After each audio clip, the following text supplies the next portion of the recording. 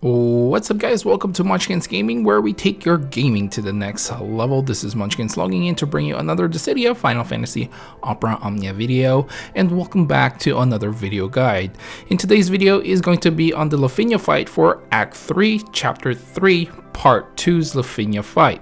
So, before we do start, like and subscribe if you haven't already, because it does help the channel and I would really appreciate it. And without further ado, let's start this video. Now, as always, we'll start this off on how you're going to deal with the Lufenia orb. It starts off at 100% of the boss's HP and will disappear once you hit less than 80%, and will just reappear again once you hit less than 50% of their HP. You get 2 Lufenia orbs counter when all your characters' brave are at least 15,000 after a player's turn. This is very important because in the game currently, at least at the time of this recording, it is saying that your character only needs 15,000 brave, which doesn't really work. So there are a few characters that can achieve this for the whole party, like Bartz's burst effect.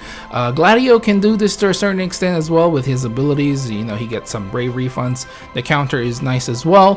Iroha, of course. Then you've got Aerith and Rude.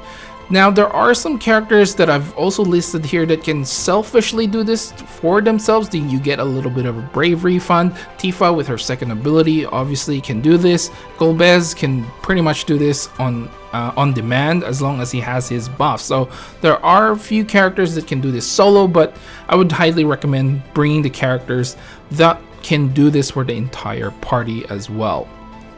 Alright, now let's talk about how the fights will work. Now, the boss will basically gain a brave shield when they hit less than 80%, 50%, and 30% of their HP. They will also gain the death aura when their HP is less than 50%. Now, while death aura is active, the boss will basically cannot be delayed, launched, or they can't lose a turn as well. And the biggest thing while this aura is active is the boss, if the boss remains unbroken for a certain amount of turns, 3 turns, basically they will use plus variance of their attacks. And if they remain unbroken for 5 total turns, basically they will use plus variance of their attack, which basically can one-shot your entire team, because they will basically delete all your buffs and basically you're gonna eat that brave plus HP attack, which is not very pretty. So the last thing that you need to know regarding this aura is while the auras are active, they will gain a brave after their turn. So basically, essentially, they have this brave refund, but it's not really a refund, they just automatically get it. I think it's about 40k plus brave that they will get. And the last thing to note is they are double resistance to melee attacks. Alright, so now that we know how the fight works, how are you going to deal with this fight? Again, instant break is always very helpful, especially with that brave refund they get. It's insanely high, plus you know, it really helps out. I know it doesn't break the shield, you know, it doesn't instant break the shield, but it does remove that brave instantly, making you do more damage. So instant break character is still very helpful. Obviously, if you're bringing a melee character, you need some enchant auras and imperils as well. This is very important because the boss don't exactly have an innate weakness to any element, so an enchant plus imperil character is going to be very essential if you are planning to bring a melee class character. Also, you can use paralysis or other similar debuffs to avoid like the plus variance if you need it. If you are not confident in breaking the boss multiple times and, you know, making sure you have like 5 turns in between or something along those lines, then make sure that you can actually apply a debuff to stop them from using their attacks. Also, this is probably a no-brainer, but you need to bring high damage characters. Don't rely a lot on your support characters in order to maintain the Lufenia orbs. You need to bring high damage characters as well. Those shields need to go as soon as possible. And one other thing is re-break characters have some value in this fight. Like, you know, the one that really comes to mind instantly when it comes to re-breaking is obviously Lightning, but we have Strago as well. This helps you span out those turns, and so that the boss will actually not have a turn to actually use their plus variants, and basically, you know, they might end up using just the normal variant of their attacks if you can get 5 turns in between their turns. So very important as well, but it's not completely necessary.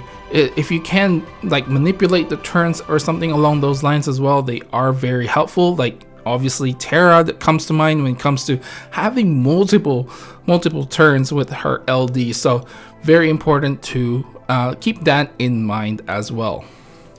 Alright guys, so now let's talk about the characters that you are going to be bringing in regards to this Lufenia fight.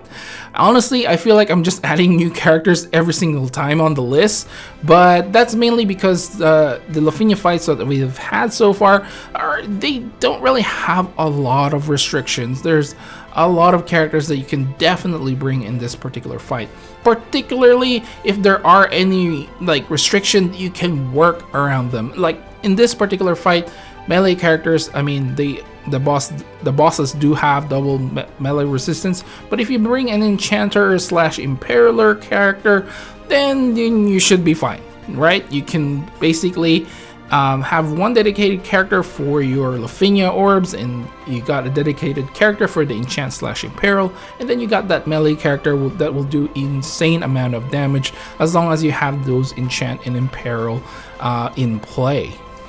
And as for the cult characters though, they kind of sort of remain the same, because for me personally, Jack is probably one of the best cult characters ever.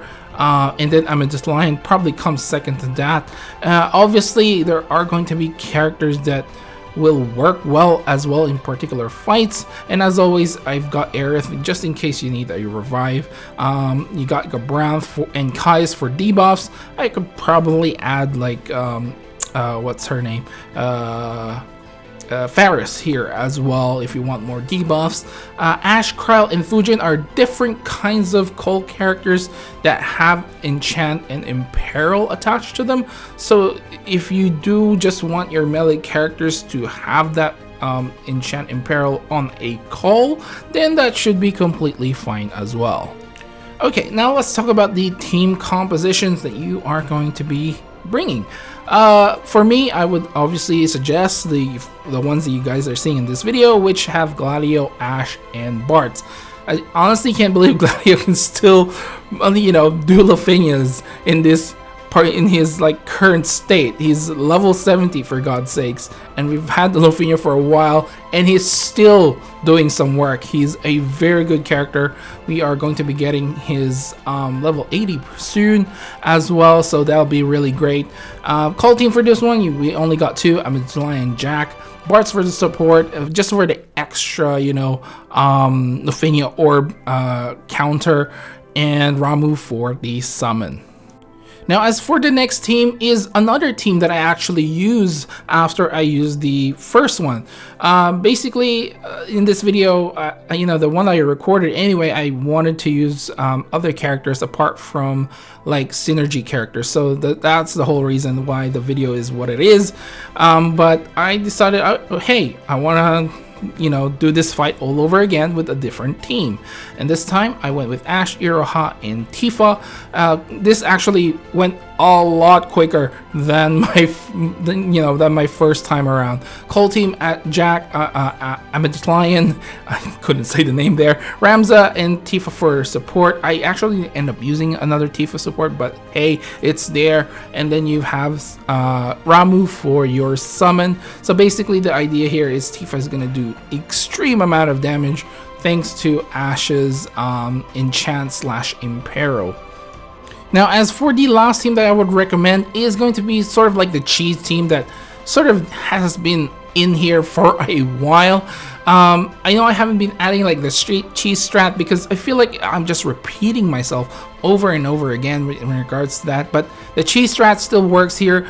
Terra, Yang, and Bartz, and then you've got Ash, Jack, and Fujin. Again, it's sort of just like take your pick here when it comes to your Imperial slash enchant. Fujin, obviously a good one to have attached to Yang, or Ash as well to Yang. It just depends on which one you want. I would probably prefer Fujin just in case you do need another Imperial slash enchant if you run out of her I guess coal turns. So just in case, I think Fujin's safer to be on Yang if you do have her LD that twice as much. Support here is going to be Bartz and Ramu for the summon. Alright guys, so we're finally towards the end of this video, and of course I'll give you guys my final thoughts regarding the fight. Honestly speaking, I was caught off guard when I was rating, like, the biggest thing here, I guess, is the wrong text that they put there. I was like, hang on a minute, I have 15,000 brave, but the counter is not going up. And then I realized, oh, it's the entire party has to have 15,000. And after that clicked in, it just worked. It just worked for me. I actually didn't get the notification about the wrong text until later on, so I was scratching my head, what is going on? And the thing was that during my time playing JP, obviously I wasn't clearing any Lufenia fights at this stage of my account, so Iroha is one of the first one that I maxed out, as well as Tifa, of course. But I wasn't up to the point where I was actually, beating the Lufenia fights. And I started beating Lufenia fights later on when I had Cloud of Darkness, and I kind of cheesed through most of the Lufenia fights, especially the older ones. So it didn't click on my head, like, that the text was wrong. And that's probably the worst thing about this fight. But if you knew how the fight works, especially if you're watching this video, then it shouldn't be too much of an issue, especially if you pulled for Iroha, which I think could be an underrated pull. I know a lot of people are planning to just take it to her and don't actually plan to spend some gem resources on her, seeing as there's more better characters coming later down the track and people are saving on her. But if you did pull for her, this fight is pretty dang easy.